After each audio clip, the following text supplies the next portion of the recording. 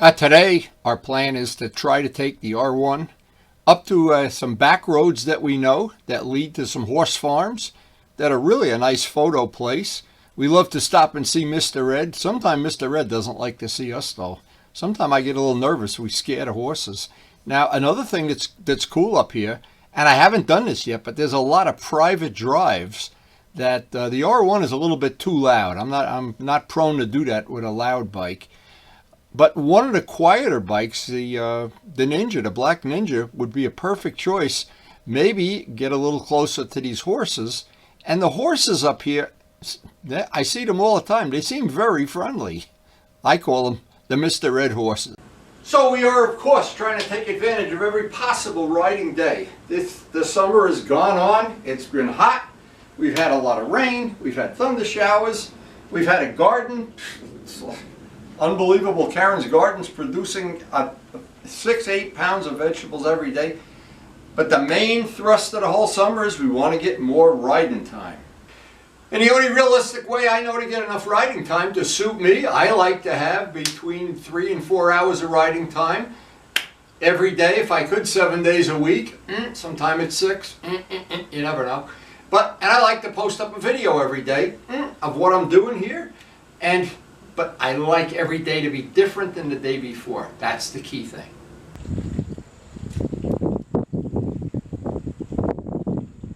All right, boys, who wants to go ride the superbike today? Come on, boys. Free rides on a superbike. I'll even pay for the gas. I'll pay for the fish food. Even pond frogs like to go superbike riding, don't they? Well, 32,000 miles on this bike. And it's just been as good as you could ever expect.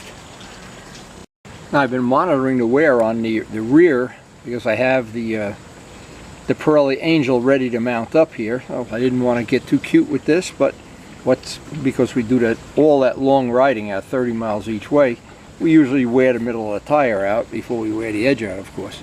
But we're not even close to the right. It looks like we got another believe it or not, that's wearing pretty good. I'm impressed. I had a Michelin 3 on there before, and that didn't wear as good as I thought it would. The Michelin 2 is wearing better. Who can guess at these things? And as always, I like to prep the bike up, pre-flight it. A couple of things: check the air in the tires, check the oil, of course. Clean the chain, lube the chain when necessary, and maybe even more maintenance on a chain than necessary, because I'm trying to extend the life of these things. It gets expensive replacing these chains all the time. Anyway, and thank you, Vlad, for getting me the chains and the tires for the bikes over the years. Some nice chain lube on there, get that chain nice and clean, and less of that crap winds up on the back wheel all the time. That's another thing. And then just sit back with a cup of coffee and admire your work. Especially that back wheel. I hate having chain lube on the back wheel. Just gets me aggravated. Now we got over 200 miles on the lowered forks, and that seems to be working out great so far. We're going to leave it that way for a while anyway. And we're pre-flighted, cleaned, waxed, ready to work on a garden, have a cup of coffee, and get out of here. One final cup of coffee will get this day on the road. We are ready. Never forget to feed the birds or they poop on your car. And if you feed them, they poop on your car. It's a good system. And we got tomatoes drying by the window. Ripening is the right word. And here's something ripening right out in the driveway, ready to ride. Now, final weather check is good chance of rain by noon, but we're getting out of here super early this morning.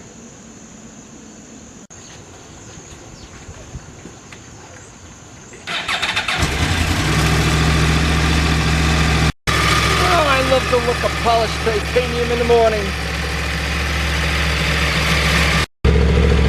And the sound of the Crossplane.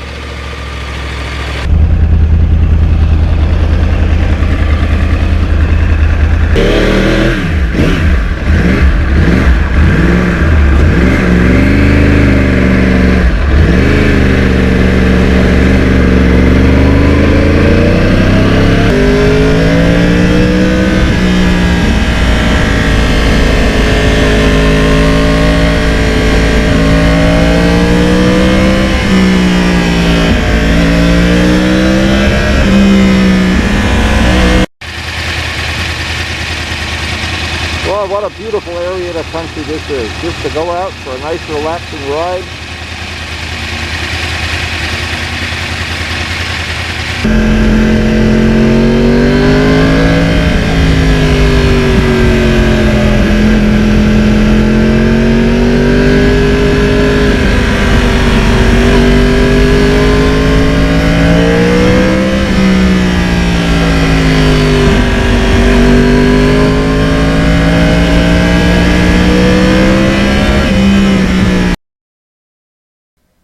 It took me quite a bit of time and a lot of parts and a lot of handlebars and a lot of moving things around before I made this bike my own and get it as comfortable as it is now on a 100-mile ride.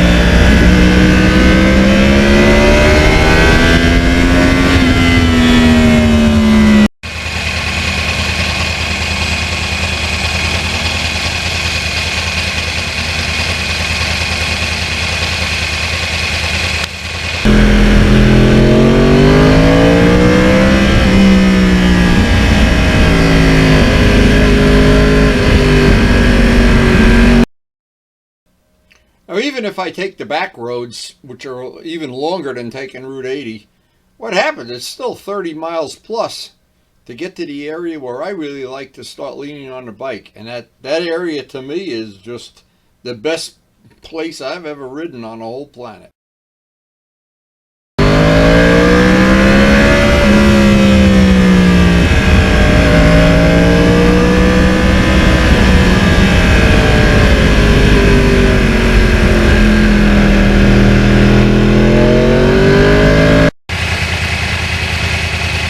Well, it looks like it's going to be cloudy all day. I didn't think the sun was coming out, and I was right.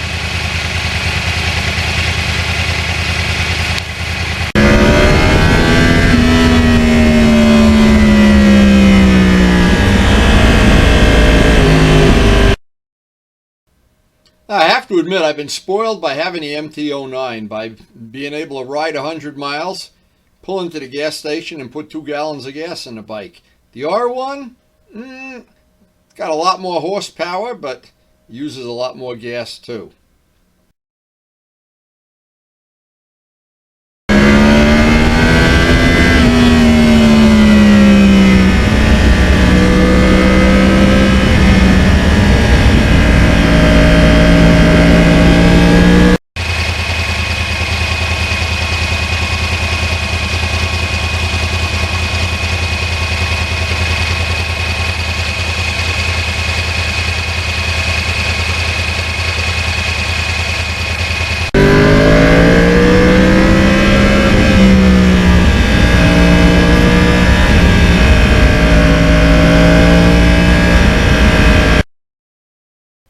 One of the features that makes the R1 enjoyable to ride, it has really good choice of modes. And beside the standard mode and the track day mode, there is a rain mode that's really nice and useful when the roads get slick.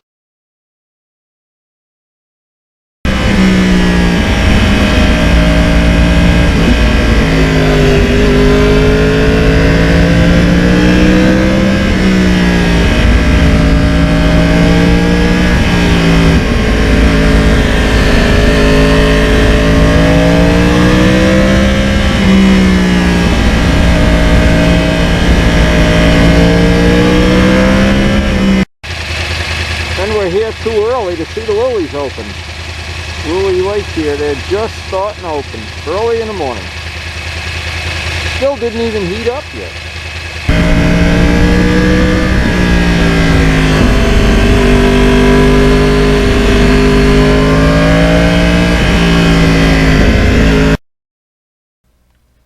Now, another thing, I've been shopping around looking for quick shifter kits for the R1 that would be pretty much plug and play. The high-tech ones, a lot more money than I think is reasonable. But I know there are ones out there that, and I may get one over the winter.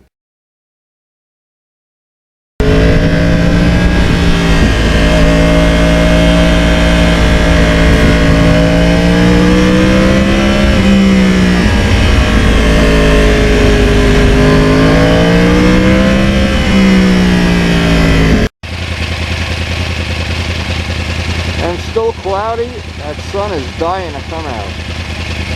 Come on, sun.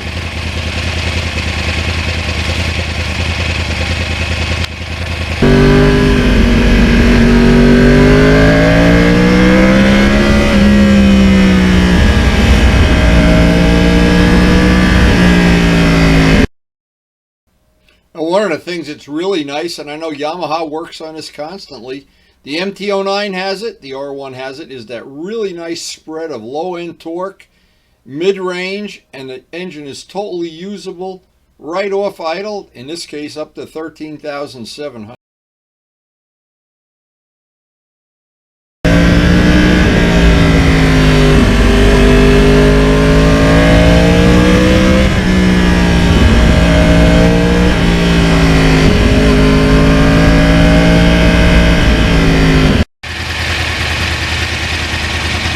Well, what a beautiful area of the country this is, just to go out for a nice relaxing ride.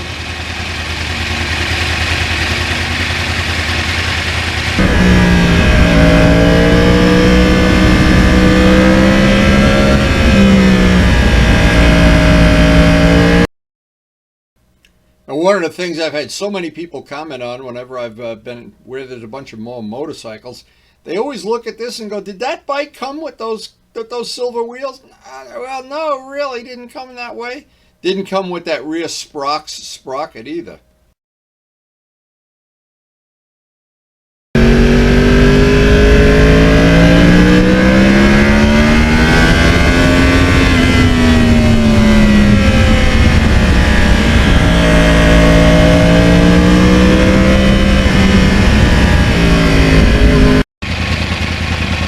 And one of the nicest features here, low traffic, very low traffic. Beautiful place to ride.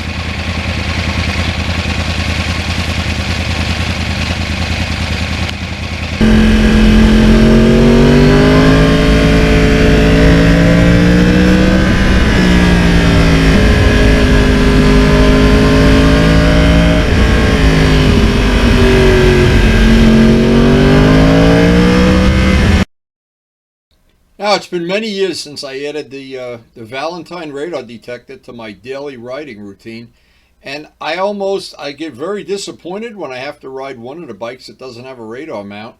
It's not exactly the same.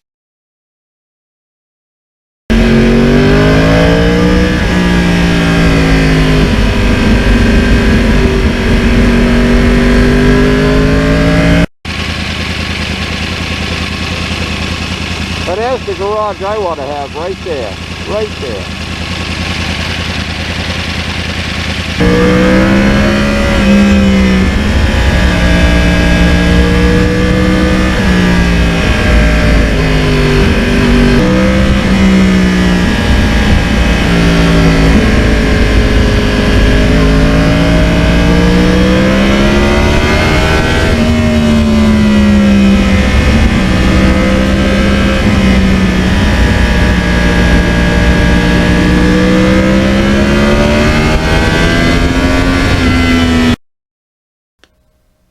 Now, as we get closer and closer to the area where the horses usually are, I don't know if there's a dedicated horse area, but it seems like up around this area, and we're getting to it very soon, an awful lot of people either have horses on their property or they're really dedicated farms.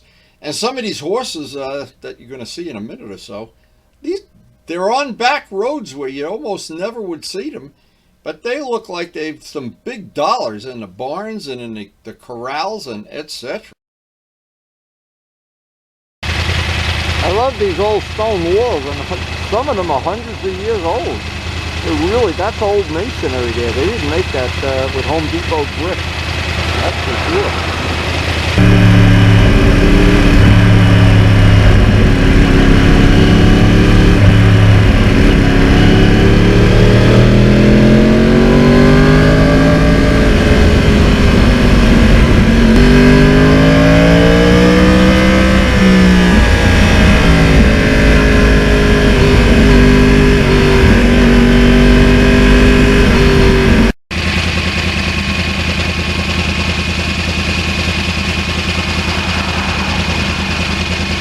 One of my favorite photo stops.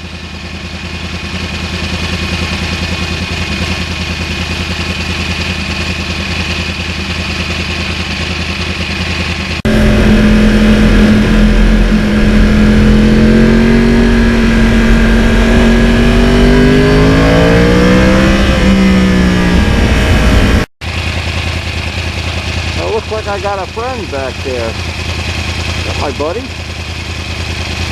Mr. Red is back there. Oh no, that's Mr. Red over here. A horse is a horse, of course, of course. No one can talk to an R1, of course. Beautiful farming country.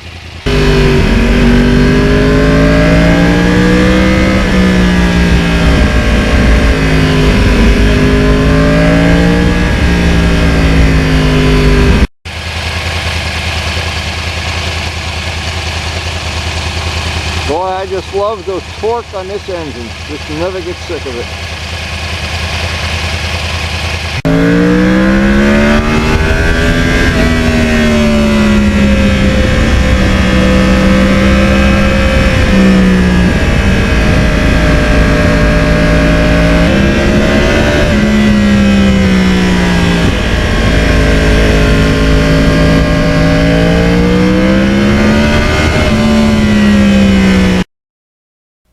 Well, after roughly 3 hours in the saddle and taking a lot of pictures and a lot of video, time to get back to Rutherford and the farm, what I'll call lovingly Karen's farm, and see what she's got cooking in the kitchen, among other things. Time to get off the R1.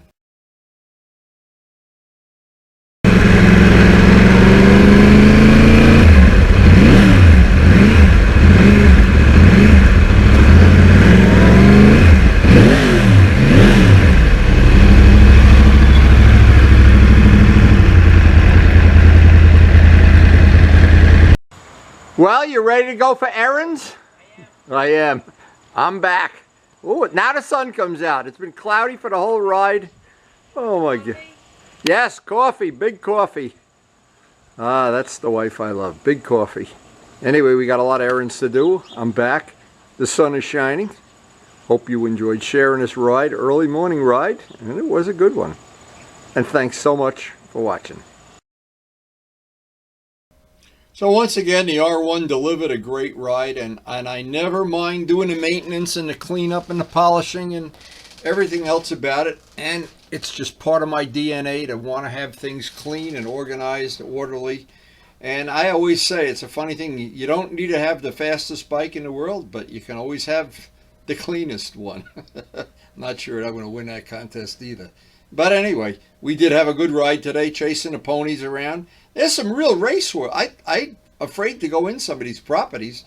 It looks like they have millions of dollars of racehorses in there and trailers and, man, but just having one of those barns I had just to keep motorcycles and take those racehorses and sell them and fill a barn up with R1s or whatever.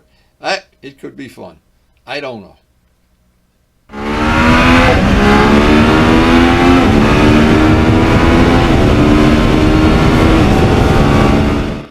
So by having an R1 crossplane and an MT09 crossplane, I get to compare bikes that are basically 10 or 12 years apart, 11 years apart, and see how technology has moved on. And they're both exciting bikes to ride. They're both a ton of fun, and I'm glad I have both of them. And I'm glad I can pick and choose which one I want to ride for any given day. So I hope you enjoy sharing the rides, sharing the racehorses with us. But feel like betting on the numbers here, and of course our projects in the winter.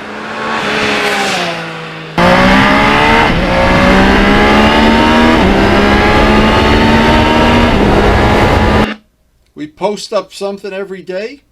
Hope you enjoyed the video, and hopefully we'll see you tomorrow.